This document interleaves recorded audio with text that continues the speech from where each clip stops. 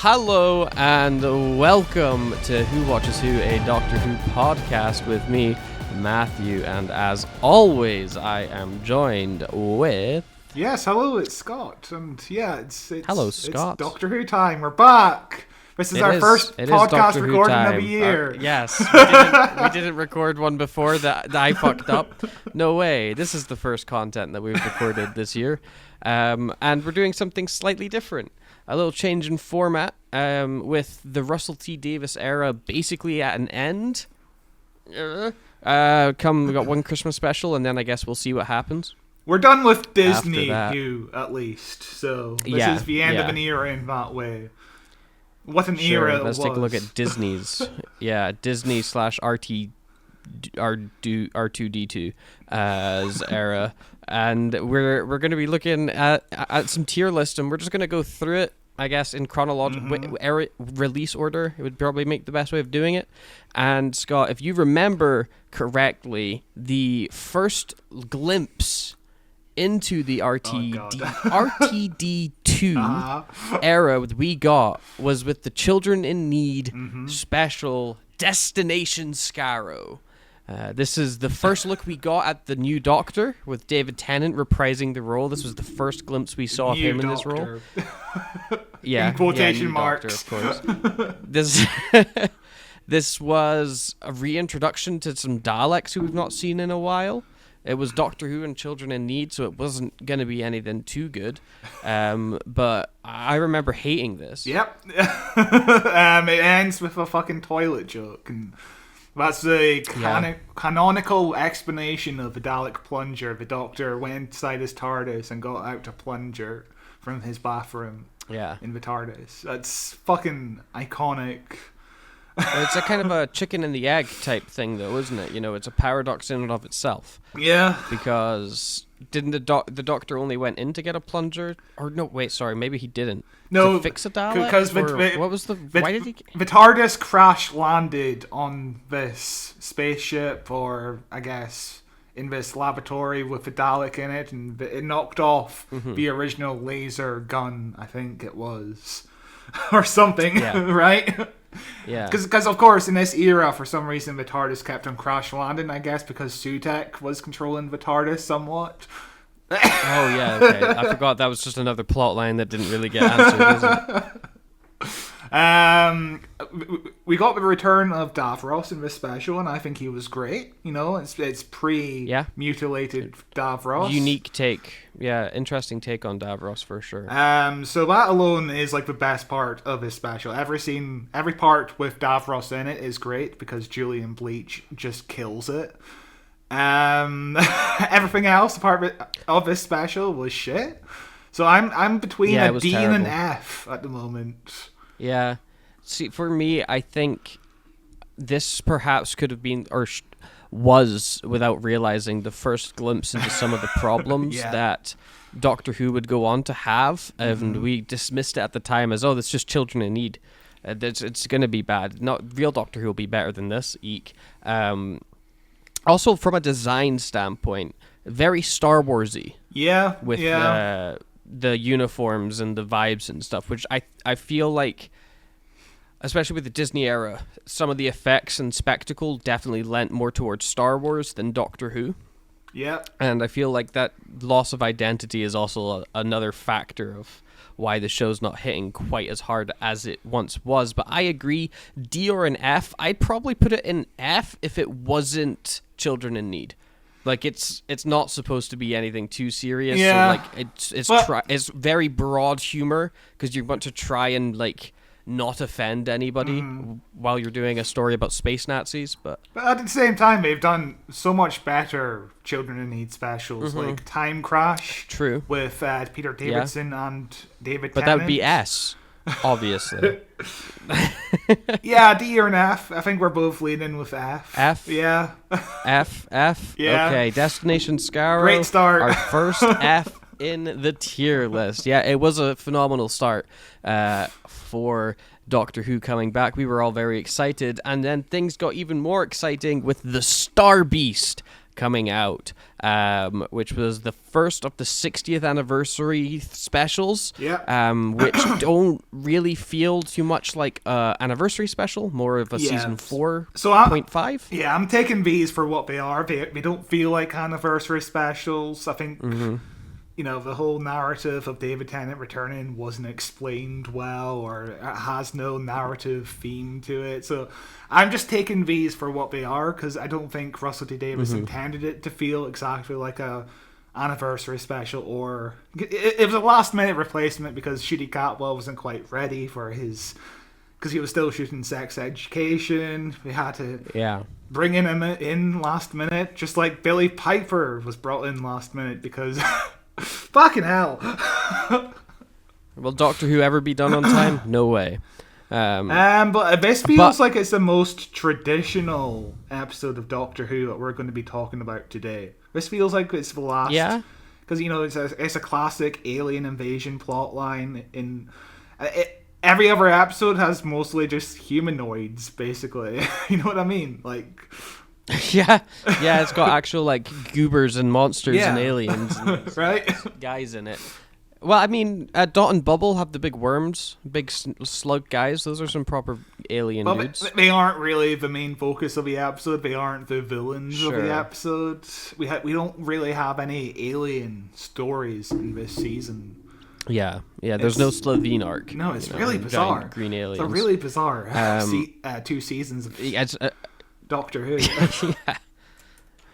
I would say Star Beast is not without its flaws, of which it has many. I think some of the dialogue and character writing in this is terrible.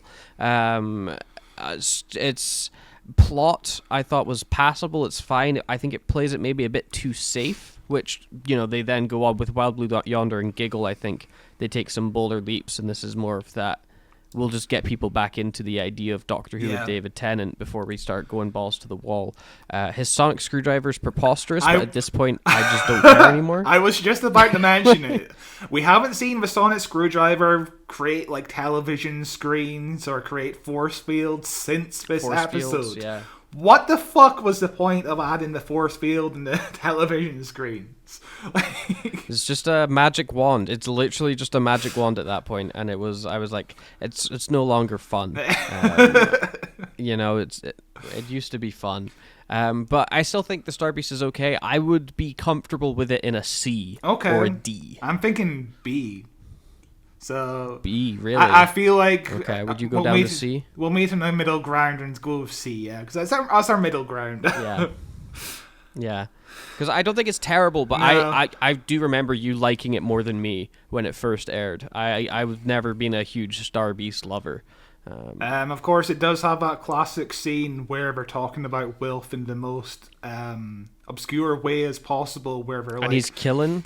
No, like Wilf moved on. You know, they're like saying Wilf moved on. Oh yeah. And the Doctor's like, "Oh, I'm so sorry for your loss. You know, your 96-year-old grandfather must have passed away because that's the only way I could possibly interpret." Moved on. Like, no, of course. Yep. I mean, they fucking call him an idiot for because he just moved away. He moved into a nursing home. Why the fuck would you say he moved on?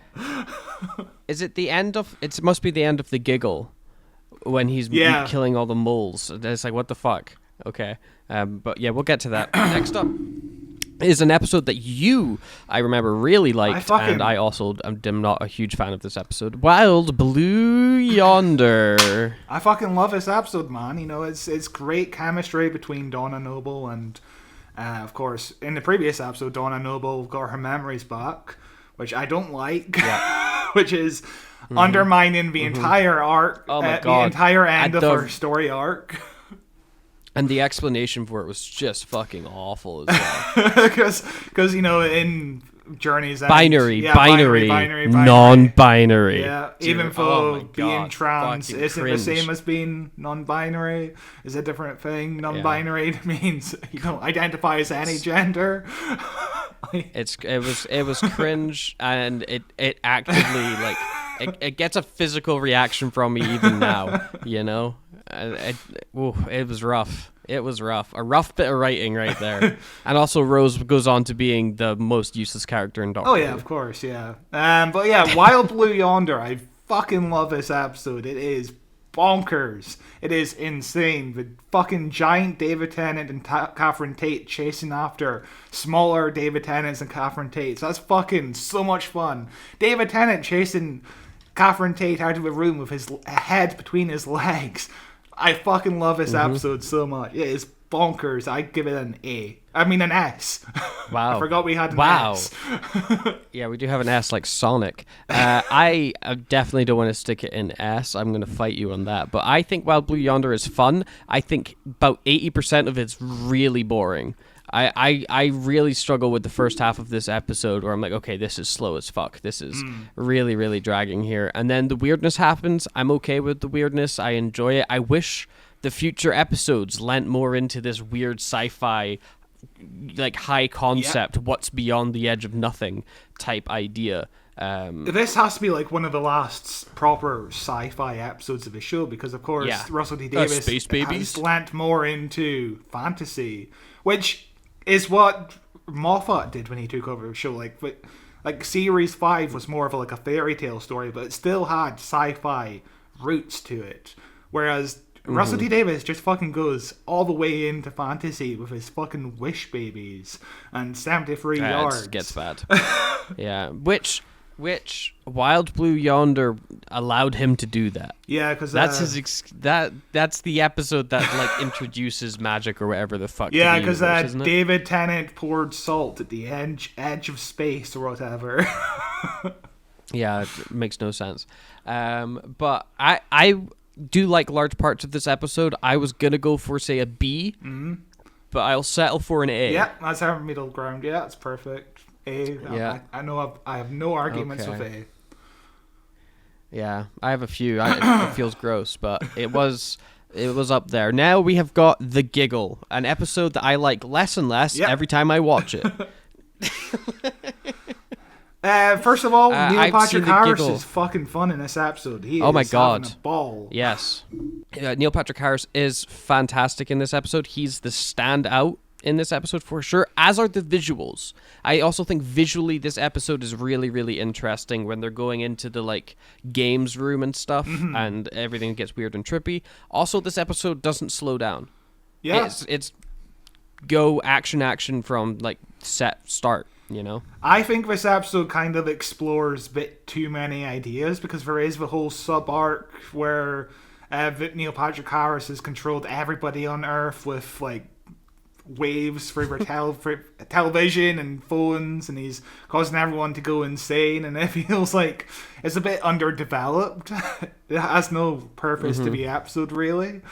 There's a lot of weird, the puppet stuff is fucking fantastic. That's fun. Suki, Bill, whatever. Going through all the old companions. Yeah.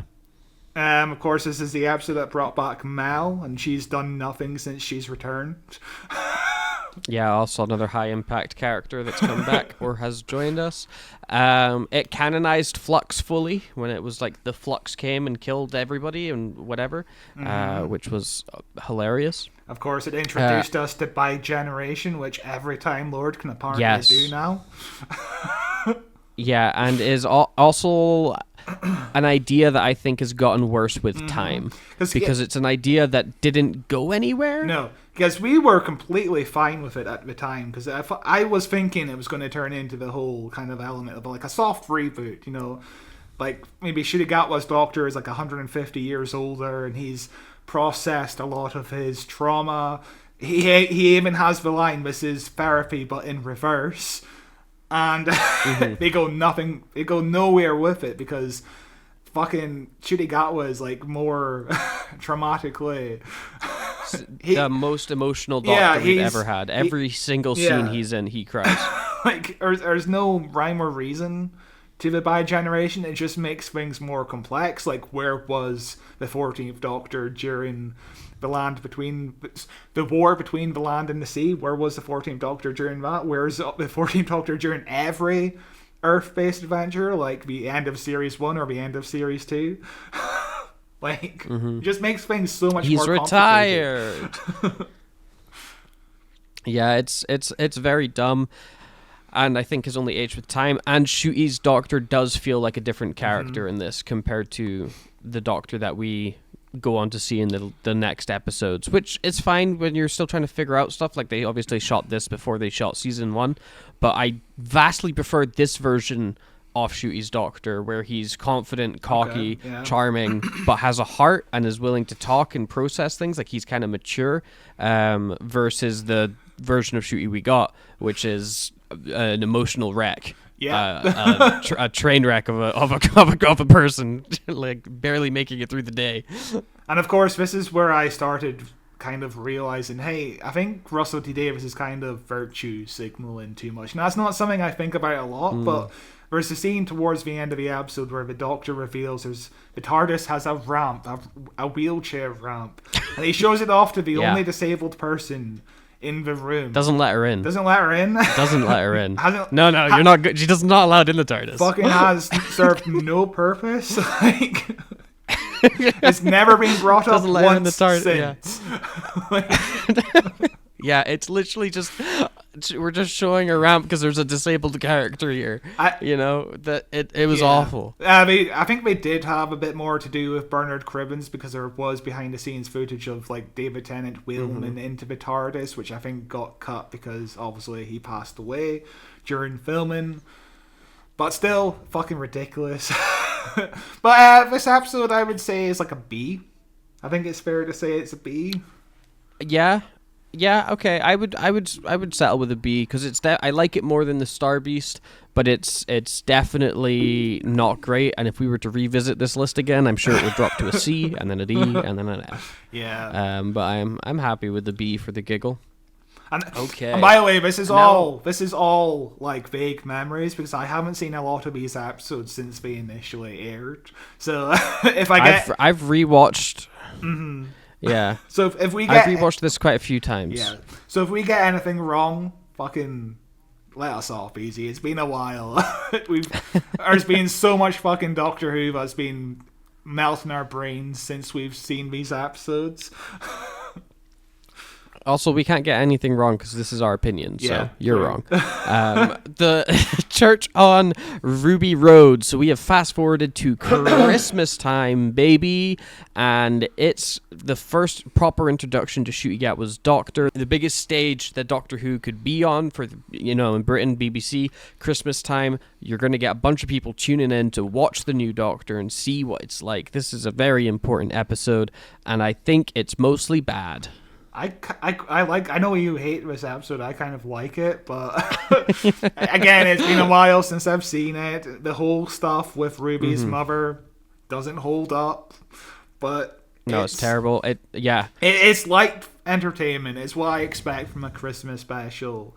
It doesn't make me roll my eyes as hard as other Christmas specials. So yeah, I think it's on the mid lower echelon of Christmas specials.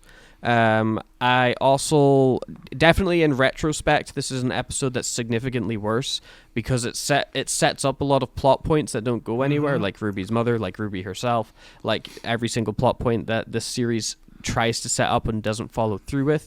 I'm a hater of that fucking Goblin song. I haven't liked that Goblin song since day one. I'm a big defender. When everybody was saying it's a terrible song, I hate it. It sounds bad in my ears. However, say your point. I've got the song on my Spotify playlist, and it plays like every 4 weeks or something. I listen to it every single time and have a lovely time. You're just a hater. It's disgusting. That's disgusting. That is absolutely disgusting. But I will say, at the time of watching this on Christmas, I had a pretty fun time with it. And specifically, I was watching it with my family who do not like Doctor Who, do not watch Doctor Who. And they had a good time with it. And their one takeaway was Shooty Gat was really good as the Doctor. That was their one takeaway from it. I was like, okay, cool. So that to me seems like a win of an episode. You've convinced people that weren't sure before off the main lead, off the plot, and they were curious to keep going. They then quickly gave up when the actual series started, but that's a separate issue. Yeah, I'm on the same boat. My mum enjoyed this episode too. She thought it was fun. Of course, this is our first exposure to the running theme of babies in this run of episodes. Oh my god. And of course we have the Goblin King, who is an actual monster. You know, it's like an actual monster design, which again, after this episode, it feels like there's less and less monster designs than usual. It's very bizarre. Yeah, it is. It is very bizarre. I would stick this at a C. I think I'd be happy with this at a C. Yeah, I think I agree with you. I'm not the biggest lover of this episode, but it's passable entertainment. It's completely fine. Yeah. Oh fuck! Next up, we have got the season 1 premiere. The hook, the piece de resistance, the thing that will keep people watching this show if they were convinced, with Space Babies. One of the episodes I fucking hate more than any other episode I've seen in so long. Oh my god. Yeah, this is where some of the cracks were beginning to show, especially in that scene where Ruby gets the telephone treatment where she can phone her mum, which never fucking comes back. It's never used as like a plot device, you know? And it's, yeah, this episode's just fucking the Rose / the second episode. Yeah, because we were watching this and thinking, God. Russell T Davies did this so much better in 2005, and as the series goes on, he keeps repeating himself. And it's like, yeah, Russell T Davies did this so much better in the first time. Like, what the hell's going on here? He keeps repeating himself throughout the entire thing up to the war between the land and the sea. Like, he keeps on, like... Yeah, literally, yeah. I wonder if he's ran out of ideas for Doctor Who, you know? But yeah. Because, like, Space Babies is following that template, but it's, like, sped up. So it's way less impactful and way less compelling because it's over in 2 seconds, and it's almost like verbatim. You could pull that scene and stick it in and it would fit, you know? But this is of course the Talking Babies episode, which you fucking love. You love this episode so much. I hated it. So I've seen this episode 2 or 3 times, I think. Obviously I saw it when it aired. I watched it again, I think, for the podcast, and then I watched it with my partner when we were going through the series. She loved it. She thought it was a hoot. But she doesn't take Doctor Who quite as seriously as I do, I think. I don't like the Talking Babies. Ncuti Gatwa's performance in this is fucking insane. Do you remember Ruby becomes a lizard person at the start of the episode?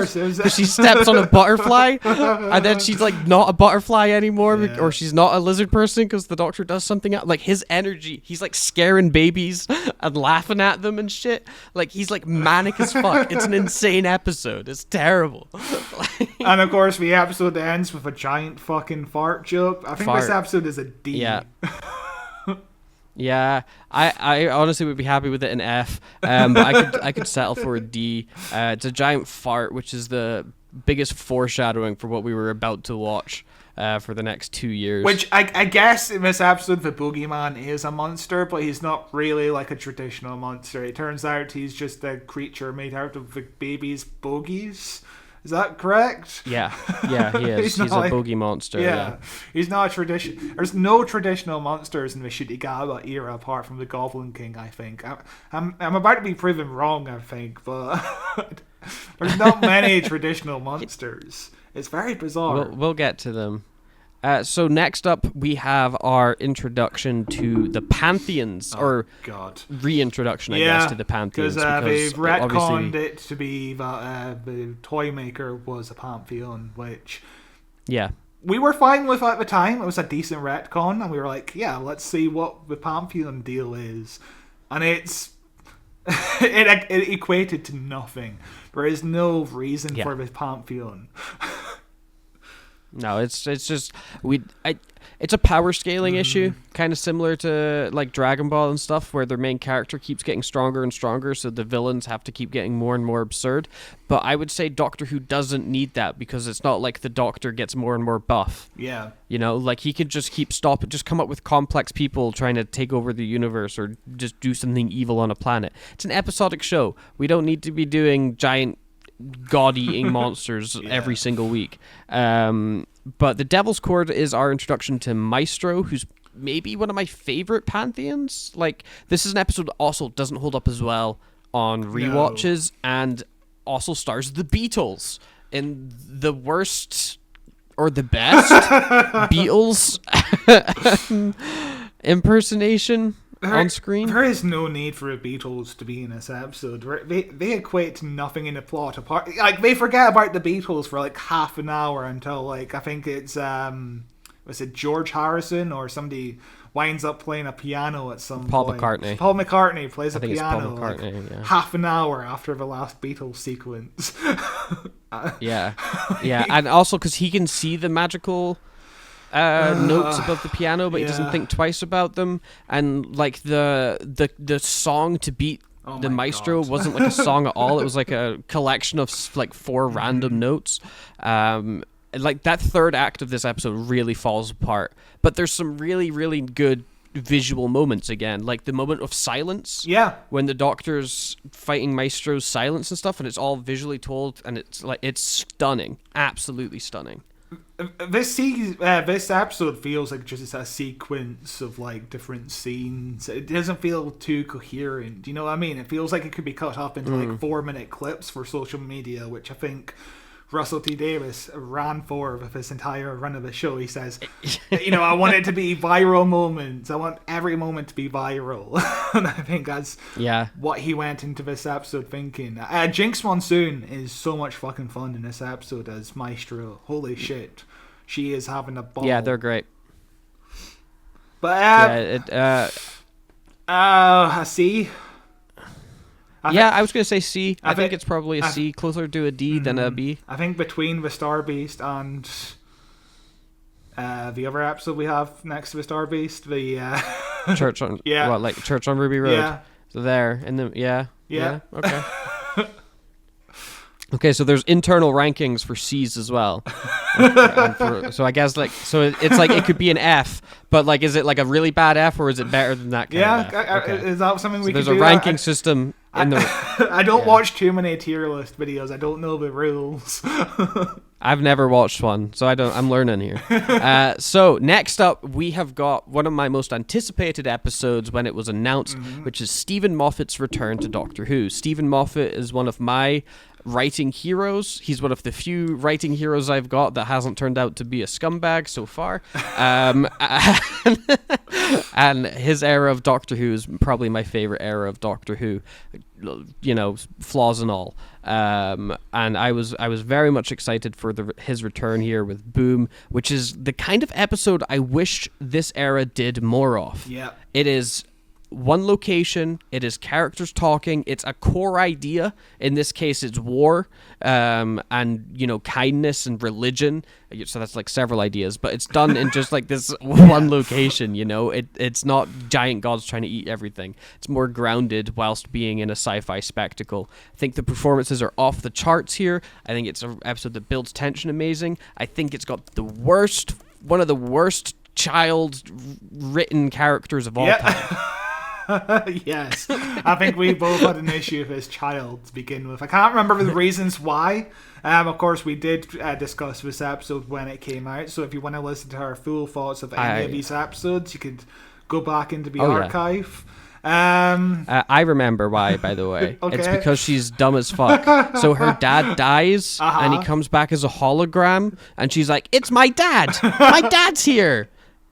Talking to the holo, it's like, no, stop, and she's like going to get everybody killed because she's attracting all of the nurses robots that are killing everybody over because she doesn't understand that her dad is dead and not a hologram. Yeah, she's like 8 or something, and she acts like she's 4. There's a lot of weird stuff with kids this season where kids don't act like their correct age because, of course, we had the same problem with the war between the land and the sea, didn't we? Oh yeah, with Kirby. What's his name's daughter? Yeah. Kirby Fully Loaded, whatever fucking the video game character. But I would stick B, maybe A, S, but maybe A. Yeah, I go with A. Of course, this is also the episode where we met Varada Sefu as the war lady, whatever her character name was. And she came back, and they teased a relation, but then never explained it. Do you remember that? They were like, but we saw this is maybe your ancestor or something. There's something special about you. Never talk about that again. Like Russell T Davies says the point of that scene was to be like, hey, there is no relation, but the lampshade, the connection between these two characters makes people think there should be a connection between these two characters. Just if there's no connection, don't fucking mention it. Because if there's no connection, just move on. They didn't look the same. They're different people. Who gives a shit? Why call attention to it? You're wasting our time. Of course, we did the same thing with Martha Jones. She, because of course, Freema Angeman was in the Torchwood episodes, the two-parter of season 2, and they said, that was my twin cousin. It looked exactly the same as me. Yeah. My twin cousin. But yeah, I fucking love this episode. It's really solid. It, you know? Yeah. I think it's very good. It's the one that I've rewatched the most. It's the one I'd like show people if I'm like, there's good stuff here. Yeah. And if you're not convinced by this episode, you're not going to like anything. But yeah, it's an A. A? Big fat A. Above Wild Blue Yonder? I think so. Oh, I think below, but... Oh, this is going to be a tough one. What do you think? Who wins? They're tied. They're next to each other. Okay. They're at the same place. Yeah. So next, we've got one of the more controversial episodes, or the start of the more controversial episodes of Doctor Who this season, with 73 yards. So you can talk us through your thoughts on this one, Scott. Yes, of course. This is the episode that Russell T Davies hyped up so much. He said this was my best script I've ever fucking done in the history of everything. He was... Russell T Davies' biggest downfall is that he's the biggest hype man. And I thought... The first half hour of this episode is really fucking solid. And then you get the time skip where Ruby Sunday's suddenly 40-year-old and she's fucking politics lady and she's trying to take down the new Prime Minister. There's a lot of Prime Minister stuff in Doctor Who. It's weird. There is a lot of Prime Minister stuff these days on Doctor Who. And yeah, Ruby aging. I was the same as you first time watching it. Loved the first half. I was like, okay, this is setting up an actually, like, it's very atmospheric. It's kind of tense. Like, it's setting up this, like, mystery really well. Then it goes off the fucking walls, becomes a different plot entirely, and then doesn't conclude.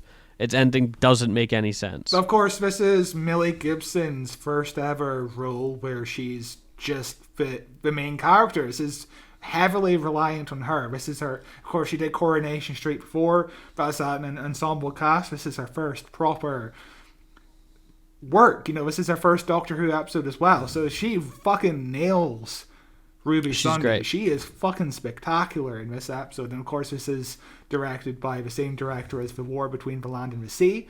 Fucking great director. You know, this is the best looking episode of a show, of this era of a show, I think. But yeah, that last 15 minutes really fucking shits the bed. I don't know where to put this. Yeah. I'm thinking a D or a C. Yeah, I would say maybe a D, but above Space Babies, because it's obviously not as bad as Space. But I think it, like, the ending, this really fumbles the end, and then if you rewatch it, it's bad because you're so annoyed knowing, like, you're setting up something so interesting for it to just eat shit at the end, you know. Yeah, my gut instinct is to put it in C, but before the Church on Ruby like Road. Here. Yeah, but either or works. Yeah. I could stick it in a C. It's not as bad as Space Babies. No, it has... It's better than Space Babies. It feels like it has more artistic vision than Space Babies, obviously. Because it is... This is the episode also where my mum was completely lost. She fucking switched off after this episode. It was way too complicated for her. I think Russell T Davies made a huge mistake. Because, of course, you're trying to set up a brand new audience. You're also trying to bring back old viewers who dropped off of the show. And to do this as your fourth episode, to make it so complicated for people to follow. The old lady was Ruby Sunday all along. That's fucking complicated as fuck to follow for, like, the casual audience. Yeah, because it doesn't make sense. Yeah. But you need to do your more artistic episodes towards the end of, like, season 2, beginning of season 3. But not the fourth episode, the middle episode of your very first season. That was a huge mistake. I mean, that's kind of one of the running problems with this era, is it. I don't think it knew who to appeal to, because it's trying to get in new fans. But also, like me and you have both said watching this, like, it's almost, it seems like impenetrable to come into this show as a new Yeah. fan at this era. Like Christopher Eccleston, you can start there. That's a new era of the show. You need no context for Doctor Who going into it. They will explain everything as you go, and it's the best place to start the show. You start it on fucking Space Babies, you're going to be the most immediately confused you've ever been. Yeah. You know? And that's just going to continue on. And you haven't really explained the concept of the show at this point, so in order to do something ambitious like, oh, the Doctor stepped into a fairy circle and that caused him to cease existing, and also Ruby is now being chased by an elderly lady who constantly stays 73 yards away from her, and every time somebody goes up to that old lady and talks to the old lady, they suddenly run away from Ruby for no reason. That's again, just way too ambitious, way too complicated. It is a solid episode for the first half hour. But then Russell T Davies completely drops the ball with the whole, I want to fucking destroy the world, Prime Minister. Like, nukes! Yeah. Let's nuke the entire world. Got to nuke somebody. So next up, we've got an episode I really enjoyed and still do enjoy. Dot and Bubble. I thought that this had a really fun twist that everyone's racist. Yep. And I thought that they handled it really well because they didn't back down from it. They didn't go, everybody's racist, but then they've learned a lesson. Or they didn't go, everybody's racist, but then the Doctor saved them and they thought that he was great. They went, everybody's racist, and they didn't accept help and died. Yeah. The ending is fucking fantastic, but I'd argue everything up until the ending is really fucking basic. The first time I was fucking enjoying the episode, but on a rewatch, all the themes are kind of predictable. The main character's a bit unlikable. You know, it's pleasant enough to look at. I love the color palette of this episode, by the way. Just like pastel colors. Bright. I fucking love it. It's beautiful. It's a beautiful episode. But the twist ending is, of course, what people talk about, and if you remove that ending, I don't think the episode holds up. It's the same with The Waters of Mars. I don't think The Waters of Mars is that great of an episode, but if you think about the ending, it's fucking S tier, you know what I mean? Yeah, I do. The Waters of Mars is pretty excellent. But, like, I think that the start of the story can service the end. You know, if the end is the main spectacle, like, I think that that's okay for a story to do. I don't think this is the best episode of Doctor Who of all time. I do think on a rewatch it's not as impactful, but there you do notice some good bits of, there's some good performances and key bits of dialogue that you don't pick up on the first time you watch, like the very subtle hints of racism throughout. You like, or at least I didn't pick up on it the first time watching it. So when that twist does happen, you're like, what the fuck? You go back and watch it and you're like, oh yeah, this was obvious from the start. How did I not see this? You know, it kind of recontextualizes the episode. There is dumb parts in it. The whole like influencer guy, how he gets killed by the ball thing. I thought the blocking got really weird what in that section. Ricky Monday? Ricky something, Ricky Star, Ricky. Of course, I don't remember. That actor is going to be Clayface in Mike Flanagan's DC movie Clayface. I'm looking forward to that. He's got that face for, you know, like a Clayface man. Yeah. Is that a compliment? Of course, this episode also introduced us to Dr. P. That's my favorite character. Oh yeah, Dr. P. Yeah. I also think that that guy, that influencer guy, his character is a really good stand-in for a white doctor, where like you can see how this story would go if it was a regular, like white, or not regular, but like a more common white doctor that we usually have, you know, versus this black doctor that we've got, and being able to see that two difference, because she treats him like a star, she follows him, she listens to his orders, she doesn't listen to Ncuti the entire fucking time, you know, and so you kind of see through the lens of like, oh, this is what a regular episode of Doctor Who would be with this. Oh, this is what it's like when you're dealing with these fucking racists. I don't know. I think it's pretty solid. I would put it at a B. I'm thinking a B as well. You know, it is not spectacular, but it is solid enough for it to work. This is, of course, also our second Ncuti-liked episode since he became a doctor. Yeah. Which is fucking depressing. Not in Doctor Who a lot. It's crazy. Better or worse than The Giggle? I honestly kind of think maybe better. Yeah, I think it's certainly better. The ending makes it better for sure. I do like it better. Yeah. The next episode, Okay. of course. Oh dear.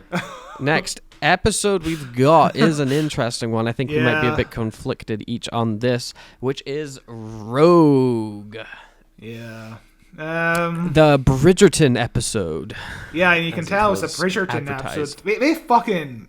They fucking foreshadow that ending way too much. By the ending is, oh yeah, of course aliens like Bridgerton were doing like a cosplay. That's what they call it, a cosplay. It's the most annoying fucking. It's not. They're doing role play. They're doing fucking actual role play, or a live action role play, and they keep calling it cosplay, and it's like, it's not cosplay though. This isn't. You're not doing a cosplay. And they talk about Dungeons and Dragons the entire fucking episode. They make like hints, which is a role playing game, not a fucking cosplay game. But yeah, this episode foreshadows the ending of it being a Bridgerton cosplay a bit too much, because they keep referencing like the first thing that Ruby Sunday says in this episode, I think, is, "Oh my god!" She says, "Oh my Bridgerton," I think is the line she gets. Yeah, I think so. That's a real trailer line, isn't it? Oh my Bridgerton. It's a fun, campy episode. I do like the bird aliens, even though they're still not traditional villains, but it is fun designs. Sure. They are fun designs. Yeah, they're pretty fun. What do you think of the titular character himself, Rogue? I don't know. To be honest, I didn't get that much of an impression of him. I haven't seen this episode since the week it aired, and I haven't really thought about Rogue since Rogue. You know what I mean? Well, since he appeared in that brief cameo at the end of season 2. Yeah, in hell. Where he's in hell. Yeah. But it's worrying that I don't have too much of an impression of him, unlike, say, River Song when I was a kid. I don't remember who Rogue is, other than he's kind of like Captain Jack. He's kind of like the rogue hero, I guess. Get it? Yeah. Yeah. I definitely, even at the time of airing, I remember I liked him more than you liked him. I've seen this episode a couple of times, and I definitely see the flaws in it, and the pacing in it's weird. Also, the story itself is kind of just non-existent. It's more of just a let's be in Bridgerton type thing, as you were saying. The ending when they do the fake out death of Ruby, and the doctor genuinely believes she's dead for a minute, and then only way to get her. Do you remember the only way to get her off the thing is to swap places with her, and it's like, why don't you just pull her? Why don't you just why do you have to go on and play it? Why don't you just both leave? No one has to die here. And the blocking and the third act kind of falls apart. I didn't really buy into the tragedy either. I don't think they gave it enough time, but I was interested to see Rogue again. I was like, I want to see more of this character. Let's explore him. Obviously, that's not happening. Because he's just burning in hell, as we saw from his random Skype call that was plugged in. Of course, I've got BBC iPlayer open, and of course it just opens up in the part where Rogue is scanning Shudigatwa's face, and it's showing all the previous faces. Of course, David Tennant is there. This is also where they canonized the cartoon doctor that the Shadow Doctor, Richard E. Grant, was canonized, which is a fun little cameo. I do like that, because of course there is other doctors now. That's been established in the canon by fucking Chris Chibnall. So yeah, I'm completely fine with him being canonized. Everyone's a doctor. Fuck it. Again, I just don't get too much. I'm not involved in this story enough to really care about it, to be honest. It's just... Sure. I might rewatch the episode soon, by the way, because our next episode is an episode that's kind of like Rogue. We're doing a Torchwood episode next, which is also a gay romance theme set in a ballroom. So I might revisit this episode soon. Yeah. So I might talk about this more next week. Okay, I'd be interested to hear what you have to say. I would put Rogue at a C. Yeah. I think maybe better than 73 yards, maybe worse. Yeah, I don't hate this episode at all. It's just not good. It's not the best episode. It's not the worst episode. But maybe it's in the middle. I'd actually put it in the middle, literally in the middle of C. You know. Let me zoom in a little bit. How do we feel about that there? Yeah, I do think it's worse than. Yeah, that's completely fine, to be honest. Yeah. Of course, I keep talking. This episode won't be audio, would it? I guess we haven't talked about this. Would it be visual only? Probably. No, well, you can upload video to Spotify. Oh, yeah, We're true. a video podcast on Spotify. So. But yeah, if you want to look at I'll our just stick it tier everywhere. list, you can open up the video on Spotify. You could look at the video. Yeah. Because obviously we're... On YouTube. Watch us on YouTube. It's the best place to watch us. Yeah. It's like... but anyway. The Legend of Ruby Sunday. for So God's sake. we're already at the penultimate episode of Season 1. Can you yeah. believe it? Yeah, we've already talked about 2 episodes without... So there's only 4 episodes where Shudigat was the Doctor in it fully. The 4 episodes and we're already in series final town, which is... Yeah, that's insane. depressing as fuck. Yeah, so The Legend of Ruby Sunday. This is an episode that is not terrible. It does a lot of good setup. This episode is made terrible retroactively by how god-awful Empire of Death is. Which I think also makes this episode terrible because you're setting stuff up that you know doesn't have a payoff. But this episode is mostly set at the unit HQ and the mystery around Ruby Sunday's past and the weird time travel device that they have set up there. And obviously it ends with the reveal of Sutek is back. Yeah. And he's been on the TARDIS the whole time. Ooh. Which, of course, there's 2 series finals in a row where it's set at Unit HQ, and an old villain from the show before returns. Like, and my mind can barely distinguish between the 2 series finals because it is a lot of people just standing around talking in both episodes. But if you rewind the tape when we initially talked about this episode, I don't think I liked it too much, and I still don't like it too. I think this is D tier. I think it's D tier as well. I think it's better than Space Babies. Maybe better. I think it's better than Space Babies just because it's like you can watch it and not cringe, but it is not good. You know, like it is not a good episode. And also the fucking reveal of Sutek is like one of the most mishandled thing. Like I was looking at the wrong anagram, says the Doctor, and he's looking at the word.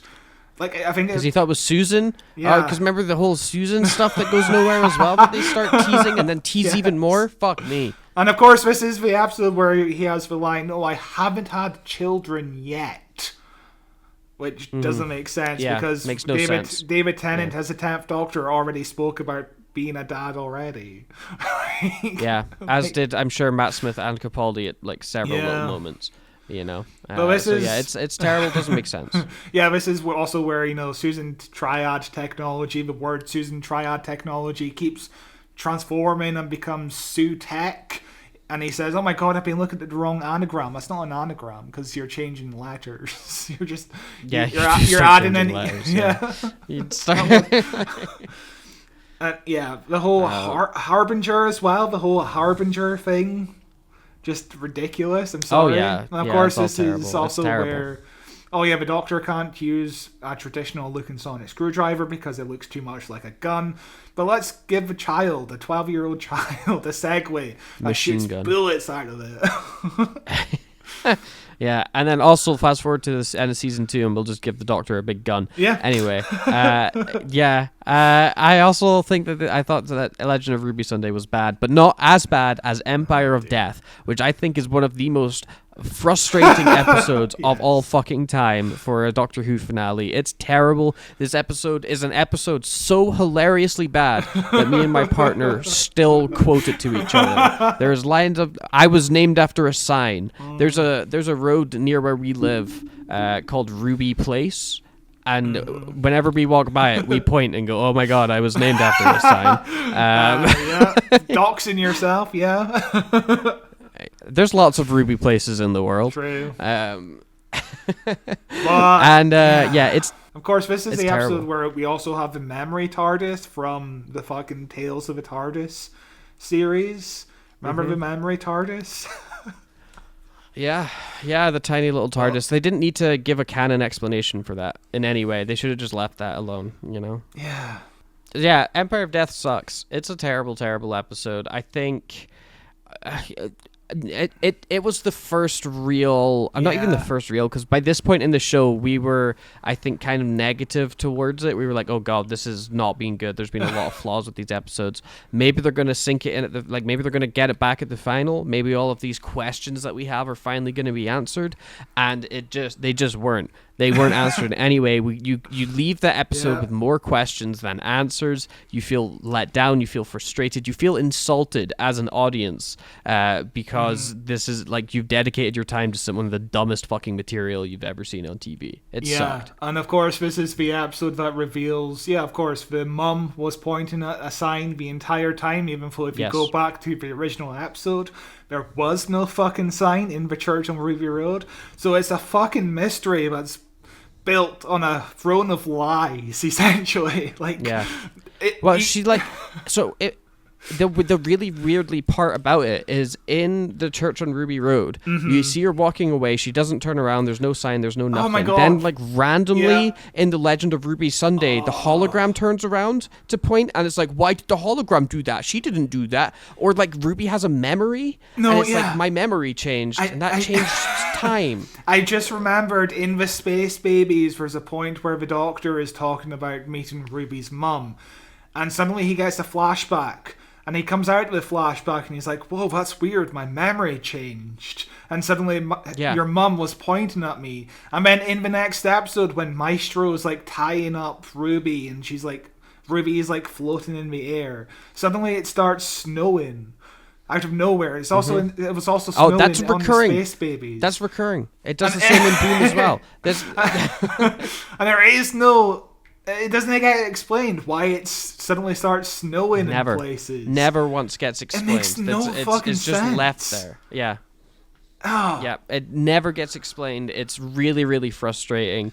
It's terrible. This is an F. I'm giving this a fat F. It's worse than... And of course, the solution to defeating Sutek is to do the same fucking thing you did before, even though Sutek immediately escaped before and has been clinging on to the TARDIS for the last 500 episodes.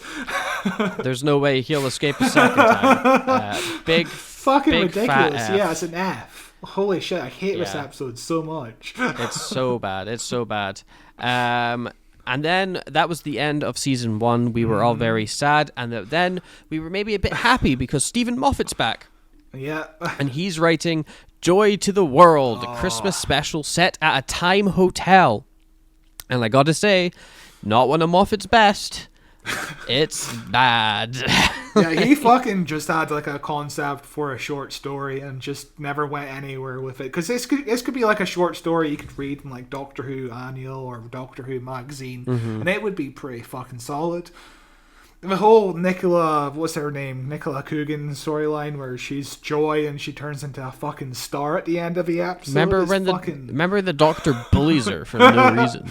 He really viciously bullies her. But the Doctor bullies her for plot purposes. Remember the point of the episode where Nicola Coogan just disappears and the Doctor is stranded on Earth and it becomes a completely different episode for There's a love story. Remember when this becomes a love story and the Doctor falls in love with another person?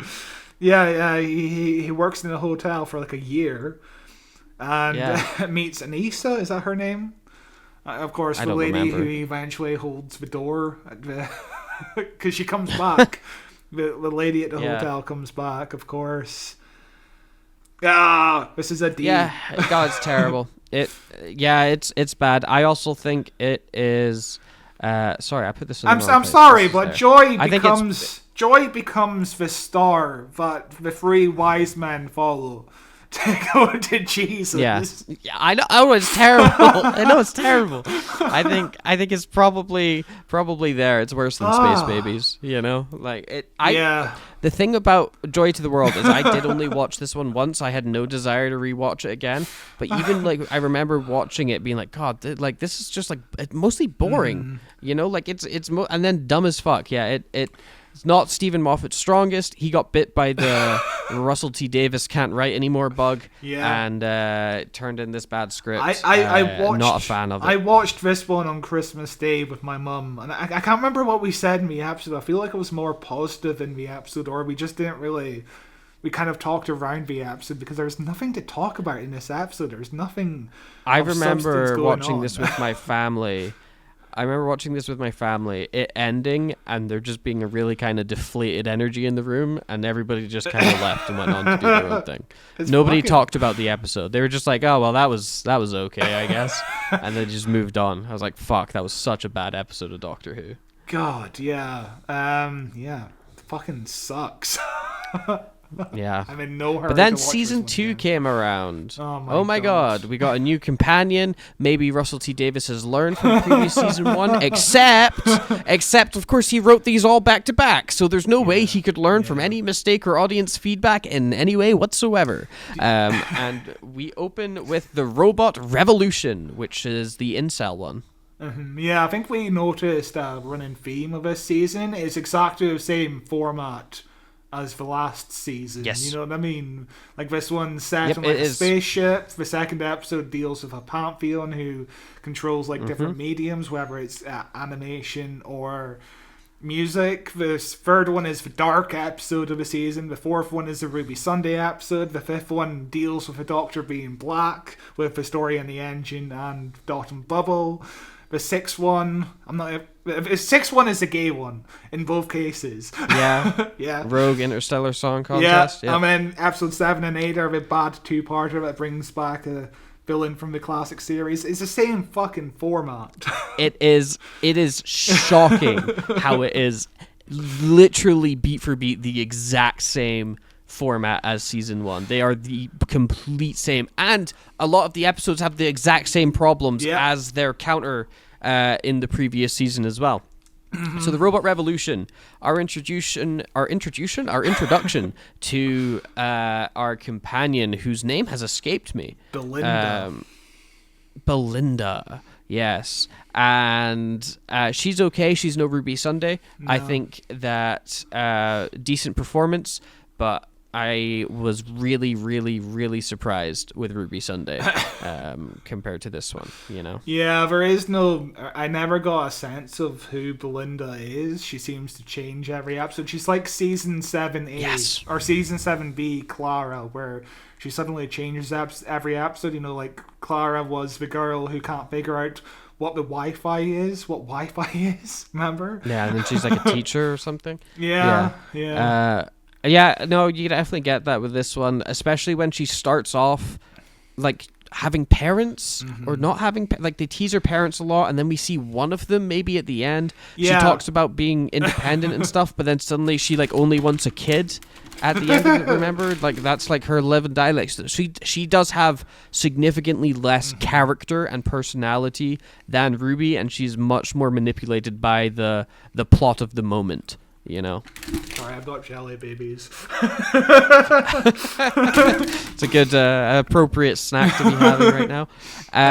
So the Robot Revolution. We haven't actually spoken much about this episode, mostly because I don't really remember this episode that well. It's got the weird AI guy. Yeah, it's Al. The incel. Yeah, he's a big incel who's like he wants Belinda to be his traditional girlfriend. You know, that's the whole plot line where she doesn't want to be like treated like a sexist wife, you know. And then suddenly, wait till she sees what happens at the end of the show. Yeah, she's a single mother at the end of the show, which is weird. This also has Shooty's Doctor again staying at a place for a really long time. Because doesn't he like live on this like prison planet or whatever for ages to like learn the ways of the guards or the workers, and he like helps build a bomb with them, and that one guy dies or that one lady dies. Yeah, that right one at the start lady. of the episode. That one lady dies, and you know the Doctor's and he been cries on, about it. Yeah, the Doctor's been on this spaceship for about 6 months, so it makes sense in theory for him to cry. But we only met this lady for like a minute of screen time, and watching the Doctor cry does not make us cry. We're just annoyed by the Doctor crying because we formed no connection to this lady, but the Doctor has formed a connection to. We haven't even spoken about Mrs. Flood. This is where Mrs. Flood gets really fucking annoying. God. I honestly forgot about her because she's in season 1 as well. Yeah. Obviously teased out throughout a little bit. Yeah. Yeah, she suddenly. God, do you remember when she dies and she goes, "My plans! I had such amazing plans." Remember at God, the it's beginning of fucking this terrible. episode where she goes into the hospital Belinda works at for her medication, and when it turns out she's with Rani, so she doesn't need any medication, or why did she go in Yeah. for her medication? Was she that into the role? Don't worry about it. But yeah, it was terrible. But yeah, they really tease her out in this one. Or they really, not even tease. They just they often to camera directly say, "I'm mysterious." And that happens in Does this this episode episode as well. have I gone crazy? Does this episode end with a cum joke? I don't remember how this episode ends, but it might end with a cum joke. Okay, so if you open up BBC iPlayer, like 35 minutes into the episode, we get the really fucking cool 2001 Space Odyssey sequence where it's going all multicolored. We fucking enjoyed that sequence. Oh yeah, God, I was remember that. That was fucking like, cool. holy shit, give us more of that. Yeah. I mean, we never do anything like that again. And then, No. I think Al kind of melts into... Because it is this 2001 space kind of thing. He kind of de-ages and then turns into a baby and turns into sperm. And then the little robot comes up and cleans the sperm from the ground. Yeah. Yeah. Good ending. Oh my god. But yeah, I hate this episode. It's like a D. Wow. Yeah, I was going to say a C more than a D, but I don't have a problem with it being in D at all, so I'll put it there. I think it's better than Legend of Ruby Sunday, though. Sure. I'm not going to argue too much about that. No, that's fine. So next up, we have the quote-unquote animated episode of Lux, with some of the cheapest animation I've ever seen on a high-budget TV show. Isn't it cool when they animate the characters and they stand very still? They really utilize the world of animation by standing very still. But this is the Pantheon episode.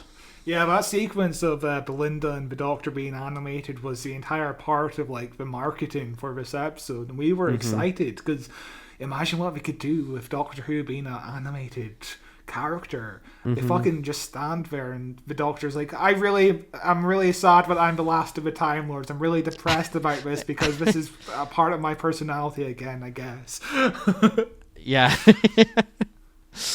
Yep, and it was terrible. I thought that the villain in this, who is called... Is he just Lux? Lux yeah, is his name is Lux, and he's played by Alan Cumming, who is so much fun in this episode. Like Jinx Monsoon, he's as good as Jinx Monsoon, I would say. He is having a ball. Yeah, it's very fun. The fourth wall breaks in this, to me, felt very 2012 Tumblr Who, when they're breaking through the TV and they see all the Doctor Who fans with their Doctor Who merch on. Like that would have gone wild in the Who Sherlock community, Who Sherlock Supernatural community, you know. But it feels dated. It felt weird. I didn't hate it. I thought they handled it all right. Because when we first read the leaks, because obviously another thing about these seasons is the entire plot's leaked online all the time. We were like, oh god, they're going to go meta and meet the fans. This is going to be one of the worst episodes ever. But it avoids that. My problem again is this episode is just like a sequence of like different scenes. That scene lasts for about 5 minutes. And within the first minute, you're like, okay, I get the premise. It's fine. It's kind of funny. I don't mind it too much. But can we get on to something more creative? And then they don't go on to something more creative. That's like the extent of what they do in this kind of like cinematic universe. We wind up in like film print. And this is like the extent of what they fucking do inside the film print. They get animated. They meet some fans. They go into like a fake theater where they're getting arrested by a policeman or something, and we're like, yeah, you're still fake. And then they go back into the real world. There's no creativity to this episode. Yeah, they could have definitely... It's like a really good idea that they don't expand. Yeah. You know, like they have a really good concept and then they have no ideas to fill it in. They're like, oh god, I don't know what we could do with it though. Like let's just do that, and then I guess they could get it. And it was It's a kind of C. lame. Also dealt with Shooty being black when they were in the diner. We It touches on the dealt with racism there. Belinda being a person of color, as well. Yeah. Which I like. I don't mind that. That's great, but it doesn't add anything to I the think episode. I think this is a C above 73 yards.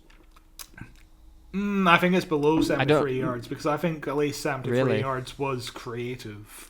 I guess, but I guess okay. No, 73 yards is trying something I'm new convinced. for Doctor Who, and it's trying its best to be creative and new. Lux is just not creative. I'm sorry.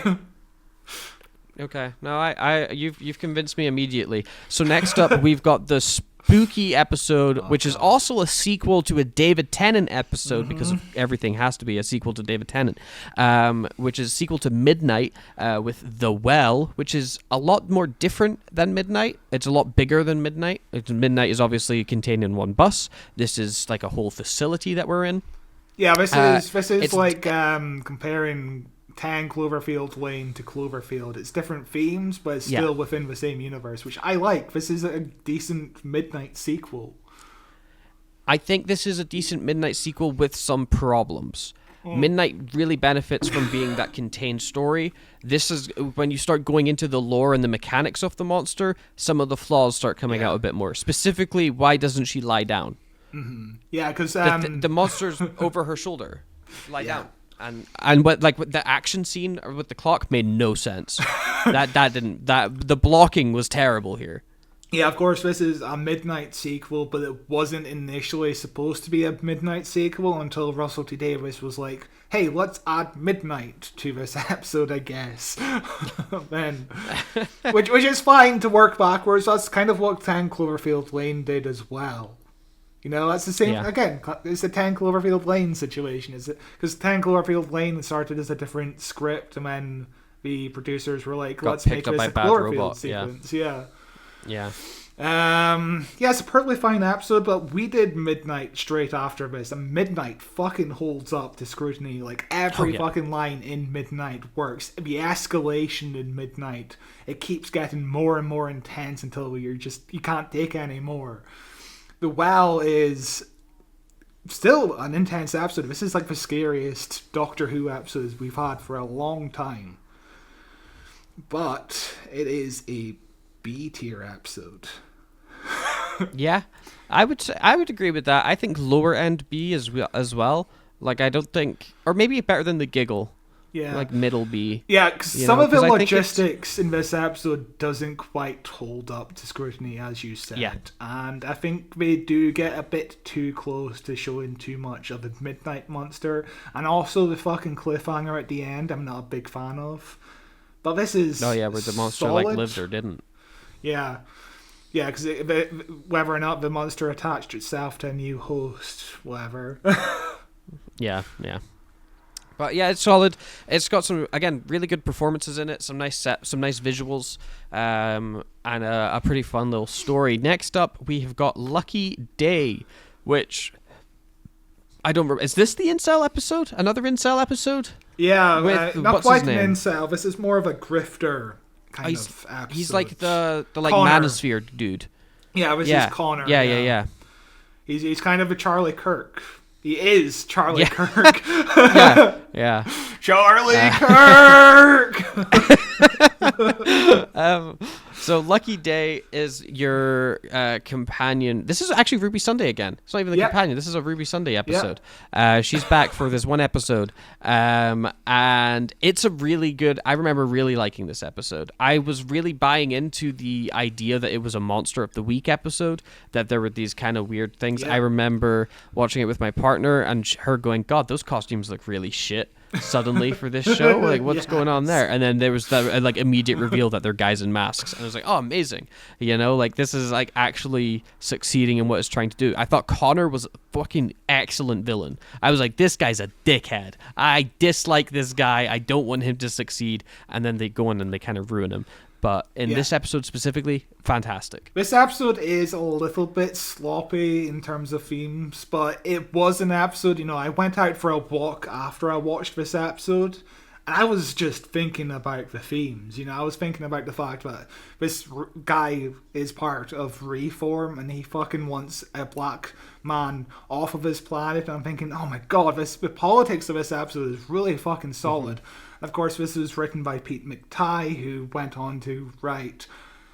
who went on to co-write the War Between the Land and the Sea, and I was so excited for the War of the Land and Between the Land and the Sea because of this episode. I'm like, yeah, he's got politics down. This is really solid.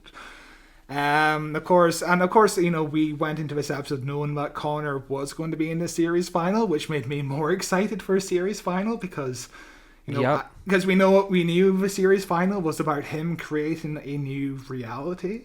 Because of course we knew the Reality Warp was the final episode title, and that made me excited. A reality where he doesn't like black people or he doesn't like disabled people. What kind of, you know, this is interesting themes for today, you know, because Reform, hello, this is interesting to think about. It feels relevant to today. This episode itself is really solid. I think it's an A. Yeah, really? Wow. Okay, an A. I'd have to rewatch it. If we're putting it A, maybe lower end A. I don't think it's better than Boom or Wild Blue Yonder. I would think maybe high B, but okay, I could do A. Let's do A. Fuck it. Let's be nice. And of course, let's feel generous. This episode also has the best Ncuti Gatwa scene where he's talking to Connor in the TARDIS at the end of the episode, and the lighting in the TARDIS is the best it's ever been in this era of his show. Like, this is the best. Also, we're in the TARDIS. We're never in the TARDIS in this era of the show. And I think this is like the best monologue Ncuti Gatwa has in his run as Doctor Who, where he's like, what is his line? I just sent the gift to you earlier, and he's like, I have all the time in the universe, which is funny because 2 episodes later he fucking leaves the show. where he's just so angry with Connor. We don't see this Doctor be serious enough. You know, this is like the one time this Doctor is serious. So one of the things that I actually liked about this season compared to season 1 with Ncuti's Doctor was they started giving him that darker streak. Yeah. Where like he started being a bit meaner. He started being a bit more aggressive to people, which we see later controversially in the Interstellar Song Contest, you know, but like this is a Doctor he's got some cracks, he's not flawless, and he's starting to really resent the universe, you know, and resent the people that are just constantly making it bad and making him have to step in and do stuff. And I think that was a really interesting take that, again, doesn't go anywhere. They don't ever do anything with it. They never explore it properly. They just kind of tease out like, oh, maybe this is an idea, maybe this is an idea, but they never commit solidly to an idea. But yeah, Ncuti's always good. His performance is always phenomenal. It's a bit repetitive with the crying all the time, but when he's not crying, I really like his performance as the Doctor. But this scene is great because it's just the Doctor telling off a racist, an ableist man who's a grifter. You know, this feels like it's so relevant to today. And it never fucking goes anywhere because, of course, Mrs. Flood frees Connor, and that makes it exciting because I was thinking it was going to go somewhere interesting in the final where we could have like proper like social commentary. And of course, we went with Wish Babies instead, which we'll get there. So next up, we had the story and the engine, which is the 73 yards of this era or this season, in that it's kind of artsy and doesn't fully make sense. And this is an episode taking place in a barber's where there's a pocket universe or another dimension or the universe itself, and it's on a spider which is connecting us to God. I don't really understand the idea of this one. I don't quite remember the logistics. I don't remember it connecting to me in the same way as any other episode. It kind of passes me by, but I will say this is an episode written by a black person, which I feel like Ncuti Gatwa's era needed more of. You know, like every single of his episode is written by a white man, essentially, which is a shame because I think Ncuti Gatwa's Doctor needs to lean more into the fact that he is black, leads more into the social commentary of what it's like being a black hero, you know? Never quite quite goes there. Though at the same time, I do appreciate having a hero who is black, and that's not a big deal. You know, like it's like it's just normal. It's just like we're just going on. If it was black, if he was white, it would be the same adventure, except for in episodes like Dot and Bubble, where of course we've learned that that's not the case. But yeah, Story in the Engine didn't resonate with me either. I remember not really connecting fully emotionally. I think mostly because I didn't fully buy into the concept.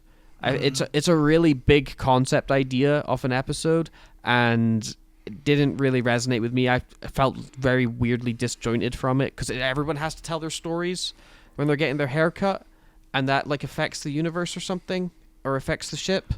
Yeah. Or there was the TV that started playing Doctor Who again. Yeah, of course, the episode ends with a huge montage of Doctor Who clips. Which because the barber wants to collect the but again I do like that this is what I want from Doctor. I want more diverse storytelling. This is unlike any other Doctor Who episode I've seen before. This is kind of what I want from the show, but again, not a traditional villain either. It's just a dude who can grow hair. Terrifying. I would put this maybe at a C. I think it's upper echelon of C. Yeah, I think it's an upper C, which is better than Star Beast? Better than the Devil's Cord, better than the Star Beast for sure. I think. Yeah. So that makes it the highest C that we've got. This is our 7th highest rated episode. That's not too bad for this episode. Yeah, I definitely think season 2 was maybe stronger individual episodes than season 1, but worse finale. Yeah, because I think by this point we were thinking, every episode is like the previous season, but better. This is stronger. Yeah. not too strong, but it's stronger. Yeah, it's still not great. But so next up, we've got the Interstellar Song Contest with really cool visual effects in this episode. Just remember when they throw everyone up into space? That was a fucking awesome looking shot. Interesting concept of the Interstellar Song Contest being die-hearted, terrorists take over and the Doctor's got to kind of break in or break out or whatever it is. But it was okay. This is, of course, the episode where Susan Foreman comes back and she says, "Grandfather," and she stops the Doctor from punching the guy. From torturing that guy, yeah. Of course, Susan Foreman comes back for no fucking reason. Still not explained why. What the fuck? Yeah. This episode, I'm just gonna hit the nail on the head immediately. Obviously, people didn't like this episode online because they said that it sided with Israel in the Gaza conflict, or they tied it to Israel somehow, which I think maybe there's some parallels that you could connect there. I don't know if that's really the meaning of the fucking episode. There is themes to Israel because, of course, Israel is a big thing at the moment. Israel was performing at the Eurovision Song Contest the same fucking night this episode aired. The genocidal planet was known as the Land of Honey, I believe, which is a big thing about Israel. Oh, yeah. So there is links to Israel. It is, I think it is supposed to be about Israel, right? But it's not explicitly, obviously, about Israel. But it is. Sure. I think with politics is really fucking clumsy in this episode. I would say it's clumsy, but it's not wrong. I think the episode is trying to make a good, valid point, but it just never quite reaches it. Yeah, I think the idea anyway that I got coming away from the episode was, it's that message of perpetual war, of violence begets violence begets violence begets violence, so even the Doctor becomes fallible to that when he starts torturing this guy who was going to blow everybody up because he's thinking about his planet where everybody was killed, and Gallifrey and stuff, and obviously that guy was thinking about his planet where everybody was killed. And so it's that, how do you break that cycle of violence? How do you stop that constant need for vengeance and searching. And I think that was, or at least what I took away, the wider messaging from it. I can see how using a very active war conflict, or genocide even is not the best way of handling that message. But I didn't come away hating it. I thought it was some really interesting character stuff for Ncuti within the realm of Doctor Who, keeping the real world out of it for a minute. I thought that there was some really interesting points in this. What's interesting is, I'm just thinking now, I think the themes of this episode would be better explored in a 5-part series, maybe about sea devils. Maybe this could have been a more interesting thing to explore in a Sea Devil series, where you could explore this theme in a grander scale. Yeah. But we'll get there, but the Sea Devil series doesn't quite go into a theme of what genocide is and how it, the cycle of war. The Sea Devils who have been genocided against in every episode they've ever appeared in.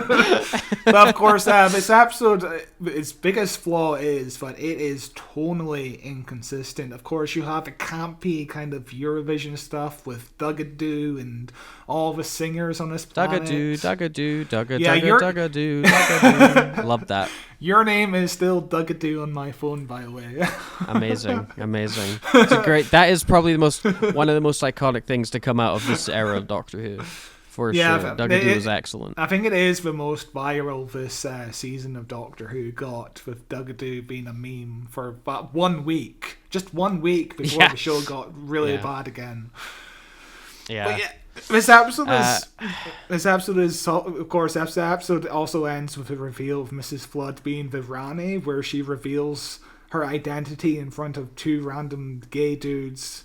And who the fuck are you? She bi-generates in front of them as well. Oh yeah, I forgot she bi-generates. Yeah, which also is dumb. It doesn't go anywhere or mean anything, and it's a terrible, terrible thing. But yeah, I would say maybe a D, middle D, about Legend of Ruby Sunday area. Yeah. Which one? Like there. Yeah, I think that's song fair. Contest. Yeah, in the middle there. Yeah, I think that's fair. Yeah. Again, I don't hate this episode. I don't think it quite conveys what people online think it conveys. I've seen people say we're going to boycott the show from now on, even though the next week they were fucking watching the next episode. So the episode can't be that evil if you're watching the next episode if you're still talking about the show. Because there's this, not to name names, but there is this one YouTuber who says, I'm going to boycott this show. This show is evil now. And if you liked this episode, you're a genocidal apologist. And, that YouTuber is currently making tier lists, I've seen, which is interesting. Of really? 2 episodes. Interesting. You'll have to tell me off air who this is, because I have no idea who this is. But he fucking called me. He fucking called me a genocidal apologist to my face on Twitter, which is great. I fucking love lack of nuance. Yeah. The world is black and white. The internet told me so. So next up, we have got Wish World, the world of wishes, set inside the mind of Connor. And the Ranis have taken over. There's dinosaurs. There's no trans people. There is disabled people, but they live in an underground society, and they all sit around in a circle and talk about how they're disabled. But you're only disabled if you're visually disabled. That was a key point. Of course, because they say to Ruby Sunday that you don't look disabled. I'm like, what the fuck sort of line is that to come? That's interesting. In Russell T Davis's mind, it's people in wheelchairs. It's not mentally disabled people. It's not people with like minor disabilities like dyspraxia. At least Chibnall wrote a character with dyspraxia, mild disability in comparison. Of course, this episode opens up with the Rani on horseback. And she's in the past, and she steals a baby who turns out to be a wish baby because it's the 7th son of the 7th son,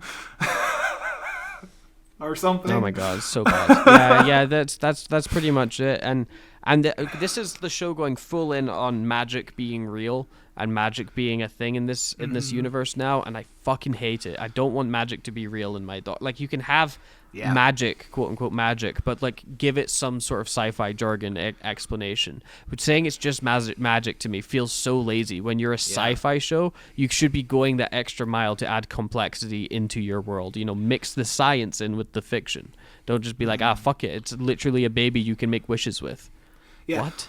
On paper, if this was an episode about, say, episode 4 reveals that Connor made a scientific device that can change reality or whatever, and the Rani saw that he has this device, and she teams up with Connor to create this world where where Connor makes a world of his own vision where gay people aren't allowed to be gay.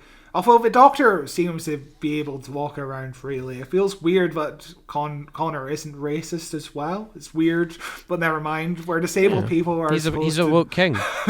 Where disabled people aren't allowed jobs or anything. That's an interesting commentary you could make, but it doesn't lean into a fucking commentary. Instead, it's...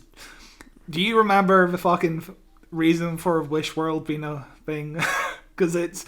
No. So his mum didn't like him? It's so fucking complicated, because... Okay, so the Rani... So, to go back to it, Omega is in the center of the Earth, and the Rani makes the Wish World so that people will start doubting their reality here, and the more people doubt this reality, the more the world breaks apart to reveal Omega inside the center of the universe. Or something to that effect. Yeah. Fucking ridiculous. I forgot. I honestly forgot Omega was even part of this finale, because he's in it for one scene and he's a giant monster who gets shot with a gun. Yeah, the cliffhanger to this episode is, Omega is making his big return. In the next episode, he's like a giant skeleton baby, and the Doctor just defeats him with a Vindicator, which has been a device this entire season. Yeah. It's bad. I think it's probably an F or a D. I think it's an F. I think it's worse than The Legend of Ruby Sunday. I think it's maybe better than Destination Scarrow. Yeah. There's some interesting visuals and some interesting ideas, but it's definitely not good. And the Reality War is going to join it in F. There's absolutely no way this is anything other than F. Reality War is fucking awful. I think this is the worst episode of this era for sure. I think you can put it all the way at the bottom. It is. It's gonna immediately there. This episode. I watched this episode because I was at a Robbie Williams concert on this night. So I watched this episode in my hotel room on my phone, trying not to wake up my mum. And I was so fucking upset with this fucking episode. Holy shit. It fucking sucks. The whole storyline with, because the Doctor has a daughter in this Wish World, and now the daughter is something that... She's real. That's the cliffhanger to Wish World is, no, you don't understand. My daughter is actually my daughter. She's actually like my Time Lord daughter. And we were like, what the fuck? Okay. And then that doesn't go anywhere. And of course, this is where the Rani reveals that the retcon that when the Master destroyed Gallifrey, it also destroys the Time Lord ability to create babies. Am I correct? Or the Time Lords can't make babies in the first... Yeah, they're all infertile now. Yeah. And I don't get it. It seems weird. It's such a weird thing to add on, and it's also got the Jodie Whittaker cameo in it, which I think Russell T Davies wrote Jodie better than Chibnall did most of the time that she was. I don't buy into that reality. I think no. Jodie Whittaker in this episode is more the same. She's the same as she was in the original era. I think it's just a joy to see Jodie Whittaker. I think we just missed her. It was. Yeah, I was very happy when she came on. It was also one of the things I remember noting when she came back on screen is, oh my god, the Doctor's a nerd. Yeah, and I miss when the Doctor was a nerd. Yeah, because that's kind of my one complaint. Shirigawa is kind of too human when he's playing the Doctor. I prefer even though, you know, we do have issues with Jodie Whittaker being an awkward doctor at the end of the episode where Graham is like, I'm worried about my cancer returning, and she's like, see you later. You know, so this show is weird. But yeah, this episode is fucking awful. It's also the episode where everybody's just standing around talking at unit headquarters, and no one has anything to do. Mel, in the previous episode in Wish World, was a woman with no kids, no husband. She just lived on her own. And when Mel snaps out of that trance, she's like, I was a housewife. Fucking... Yeah. There is no consistency in this script. Like, Russell T Davies just wrote it down on a piece of paper and never thought about any of the themes making sense. It makes no sense. This episode is just tragic. Yep, it's really, really bad. It was really upsetting, especially like just retroactively looking back on when he was announced as showrunner, how excited we were that, oh my god, maybe Doctor Who's going to be in a good place. And it's just, as you can see from this list, it really was in a mostly mid to bad place. Yeah. I feel like we're going to fall into that trap again. When they announce whoever's going to replace him and whatever the future is, we're going to be like, oh shit, this is the turning point, and it's just going to continue to be bad. But anyway, that was the end of the Shooty Gatwa era. Obviously, he regenerates into fucking Billy Piper in this episode as well. One of the worst fucking things I've ever seen on TV. Oh my god. This is the most desperate point of Doctor Who. We talked about this episode for 2 hours. So again, if you want to listen to our full thoughts on any of these episodes, we've covered them all, apart from the War Between the Land and the Sea, which we might do again in the future. We might do that. Yeah, we've never covered that. I didn't lose any fuck up that recording at all. Just to peek behind the curtains, we talked about it last week for like an hour and a half, but Matthew made a oopsie. Yeah, I didn't record my audio, so you can hear Scott's side of the conversation, but not mine. But yeah, I was expecting more episodes to be in B and C, but I think we hate this era more than I thought. I really hate this era. I've seen this era all the way through twice, and I've seen individual episodes 3 or 4 times, and this is an era that is just straight up, it's just not good, and it's not even like enjoyably bad like Flux is. Like, I've seen Flux maybe 3 or 4 times because it's fucking atrocious, but I have such a blast with it because it's so dumb. But yeah, this is just a bad era. Do you remember the scene in the Reality War where Rose comes back into existence and the Doctor is like, Connor could never imagine a world with you in it, and then Rose stands around in the background and has no fucking lines because never says any lines. Russell T Davies can't think of anything to give the character to do. But that's because the character doesn't have any character outside being trans. That's her character. That's what I kind of mean when Russell T Davies kind of just writes scenes for virtue signaling. You're like, yeah, I am. Like Russell T Davies is basically saying, I'm not transphobic. This is good representation for trans people. Let's give her nothing to do. Yeah. which is weird because at the beginning, you know, in the Starbase, we were complimenting Russell T Davies for his inclusion of having a trans character, because there is that really good scene in the Starbase where Sylvia, Donna's mum, is like, is that an acceptable thing to say that she's beautiful? You know, like, it's a real conversation between someone of an older generation who's trying to get things right, trying to say the acceptable thing. And then all that nuance just gets thrown out the window in the entire run of this season, these 2 seasons. All the nuance there's no nuance. All the nuance just gets thrown out. It's depressing. Yeah, it's terrible. Also, like, just as a reflection on this era as a whole, who is the target audience here? Like, I can't think of who the show. So it feels all over the place. It feels so scatterbrained and everywhere. And I'm like, I don't know who this show's trying to appeal to everybody and doesn't appeal to anybody. You know? I can't imagine being an 8-year-old kid and enjoying this. There's nothing for me as an 8-year-old kid who could find anything to enjoy from this. There's nothing. It's so fucking weird. I fucking hate this era so much. Yeah, it's really, really bad. But it wasn't the end of the era, because there was one final little fart to go at the end of this big poop, which was the war between the land and the sea, which is the worst named the worst named show of all time. It's such a mouthful. We fuck it up all the time. I really enjoyed the Doctor Who community online just giving up and calling it Twat Blast, even though the acronym doesn't make sense. It's perfect. But this was a show that I had zero hopes for, ended up being pretty pleasantly surprised, and then my expectations were met by the end. But we open up with Homo Aqua, which I think is a banger. I thought it was real good. Yeah, the first 3 episodes of this run is going to make the top part of their tier list more favorable, you know? Yeah. Yeah. I think this first episode is an A tier.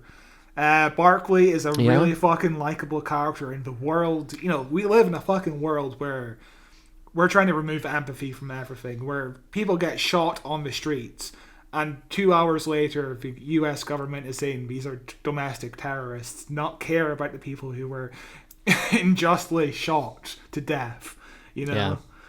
And just have a character who's just a decent fucking human being who has the power to change the world, you know, like change the relationship between 2 different races. That's fucking nice thing to have in this world.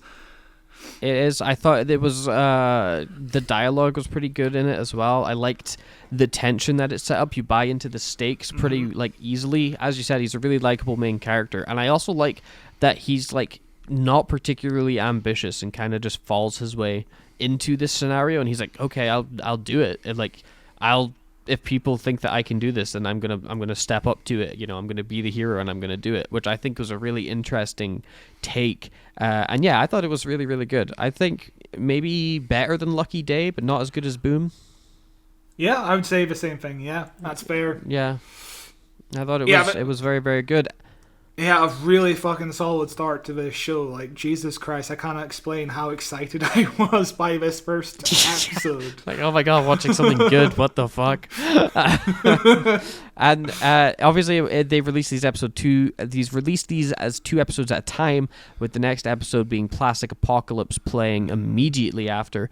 Also good, I don't think as good as episode 1, but I thought it was also continuous good, like this. Okay, we're continuing on the trend here. I'm buying into the drama. I'm buying into the characters. You know, this action's compelling. The characters are kind of scary at times. And yeah, I thought it was good. Yeah, this episode also tries to delve deeper into the relationship between Kate and her boyfriend, which, you know, Ibrahim, I never fucking got on board with his fucking character because he is nothing. He's in maybe like 10 minutes of screen time throughout the entire series, and his whole role is to fucking just fuck Kate. As his whole role, just to be Kate's fuck buddy, which... Yeah, I just don't buy into the character, because there's nothing to this character other than he loves Kate.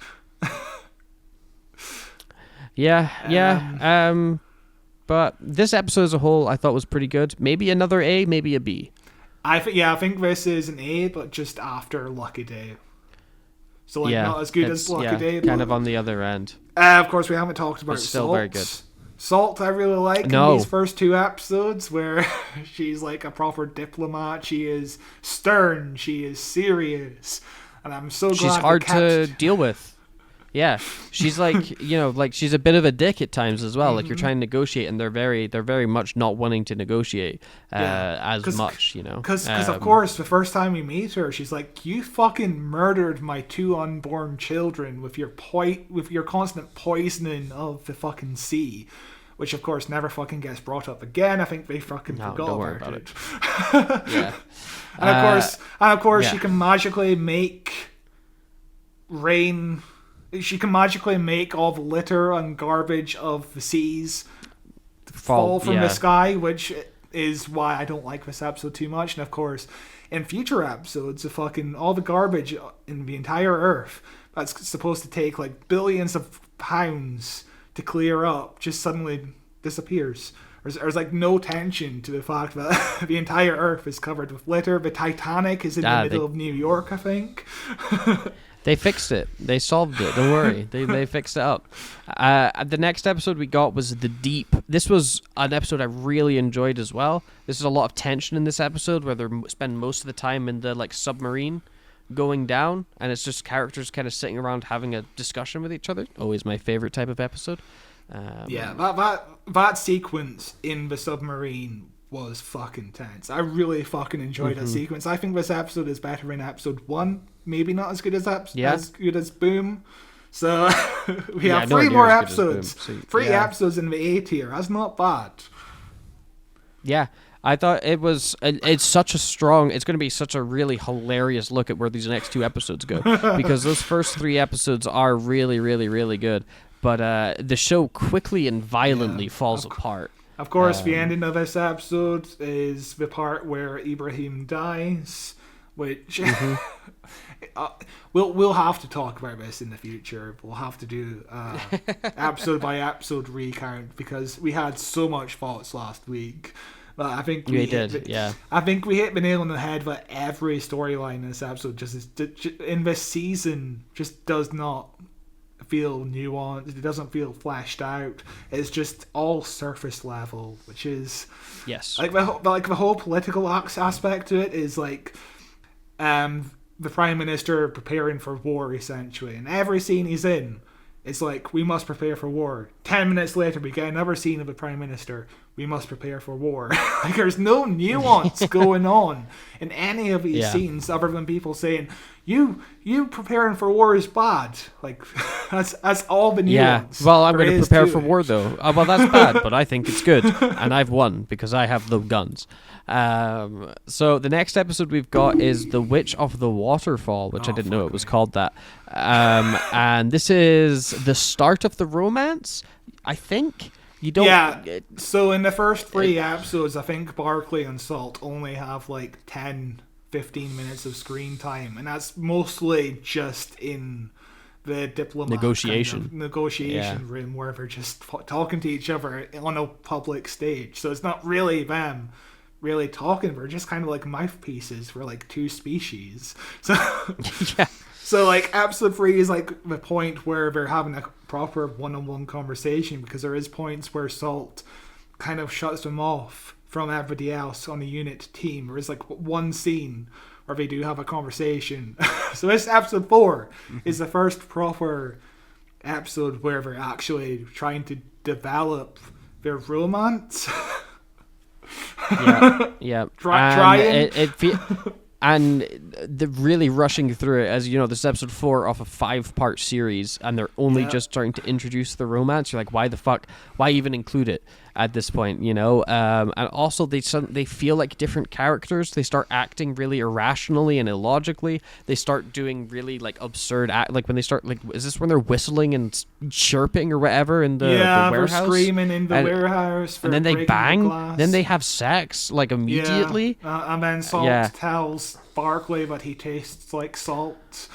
Yeah. And then Barclay's like, oh, hang on, we're getting chased by the entire world. Let me phone my ex-wife. Yeah. Real quick. She'll know somewhere safe to go. Yeah. Let me phone my ex-wife, who I already know is under surveillance by a unit in the government, because of course because my identity got leaked as the like the world knows my family, and of course I'm going to phone my wife, who's already under surveillance. And this is where we meet Tide, who is the second ambassador of the Sea Devils, but doesn't do anything. Sucks. Yeah, he's just there. Yeah, I think this is maybe a D. Maybe in the like. This is also than Robot Revolution. This is also the episode where Salt is locked up in like a concrete kind of prison, and she's being transported at the back of a truck to somewhere. And Barclay she just gets out. Barclay gets the keys to the truck because his best mate happens to be driving the truck, and he's able to be like, hey, can you just give me the keys? And his best mate is like, yeah, okay. Easy peasy to get the keys to the truck. There's no tension to that scene. So, of course, Barclay reverses the truck into the ocean, and suddenly, as the concrete cell drops into the ocean, Salt is just easily able to get out of the cell. Just gets out. Because the door just They never opens. locked the door. Yeah. It was some really, really dumb. They were like, oh, fuck, I guess she just gets out because we didn't talk about how they open up the lock. It was really, really bad.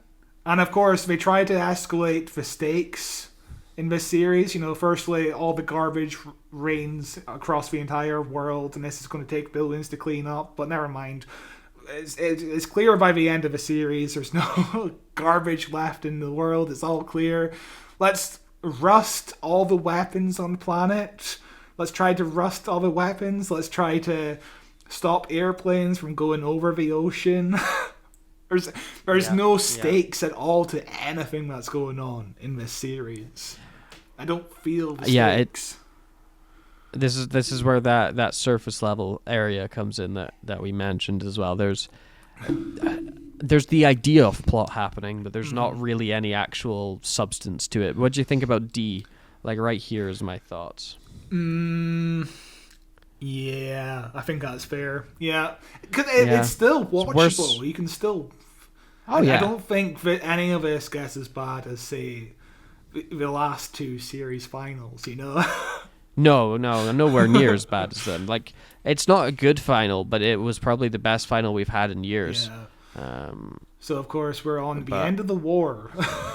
Where, surprise, surprise, the UK government just commits genocide against the Sea Devils. The Sea Devils get genocided against twice in this series, by the way.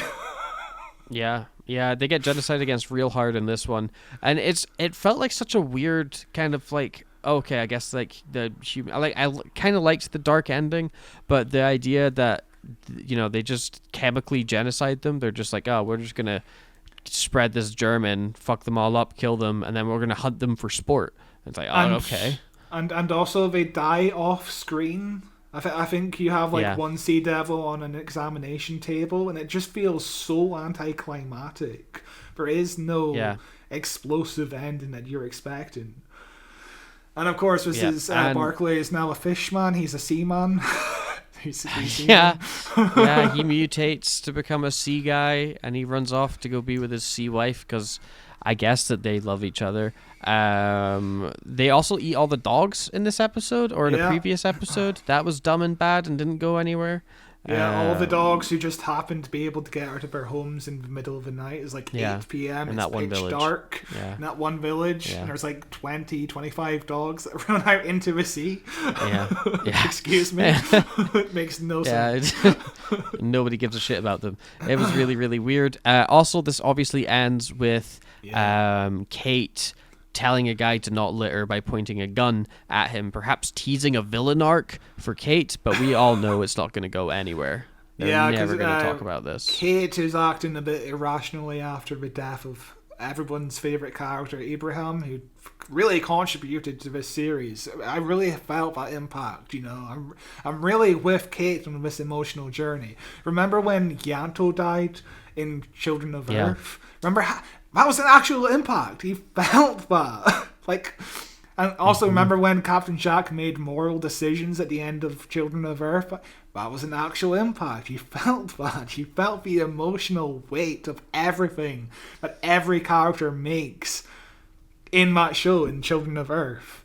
Whereas here is just, it makes no sense. There's no rhyme or reason. It doesn't get called out. It's just so fucking bizarre. She also threatens her therapist with blackmail.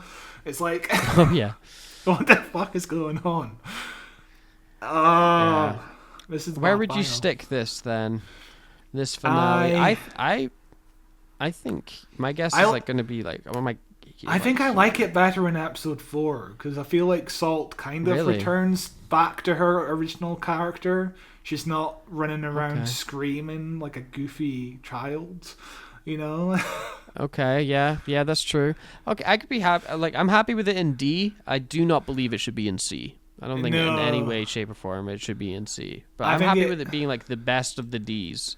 Yeah, I think so. That's a great thumbnail, by the way.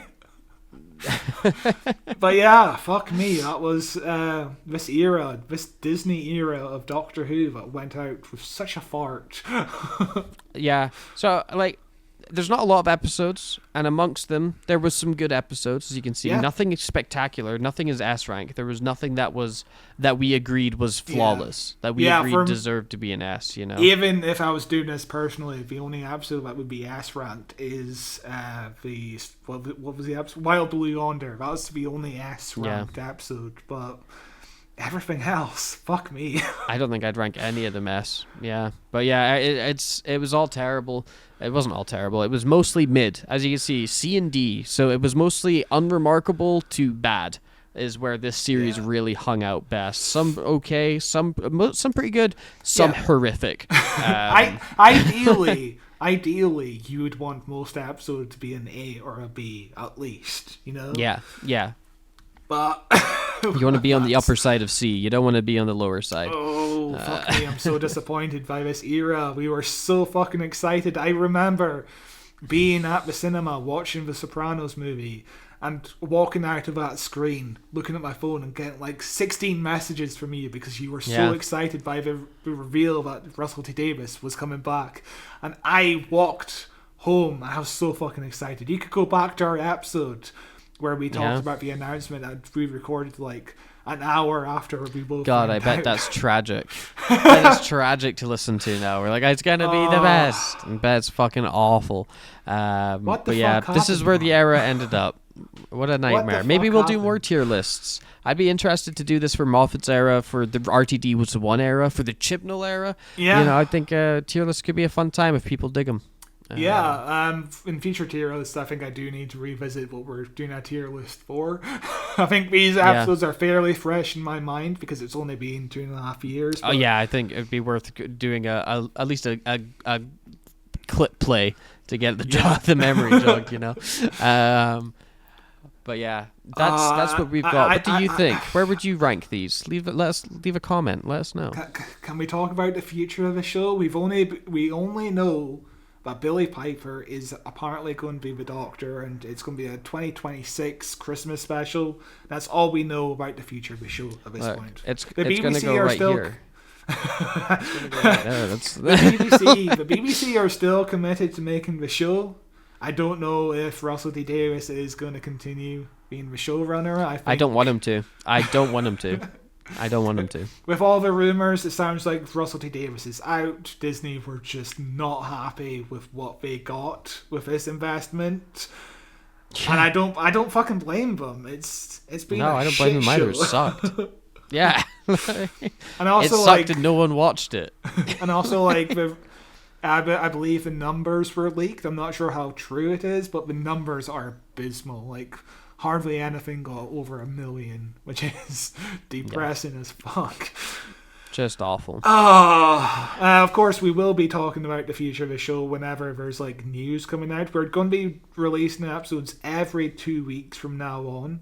And in our off weeks, if there's any news or anything like that, any discussions we can think of having, we will do those in our off weeks. But yeah. It's been fairly quiet since we last recorded our episode. I think our last episode was recorded in like September. There's hardly been a peep of news, which it's been a really, really, really quiet time. But you know, there's always periods of quietness with Doctor Who. Maybe the news cycle will kick up again towards the end of the year as we get closer to Christmas.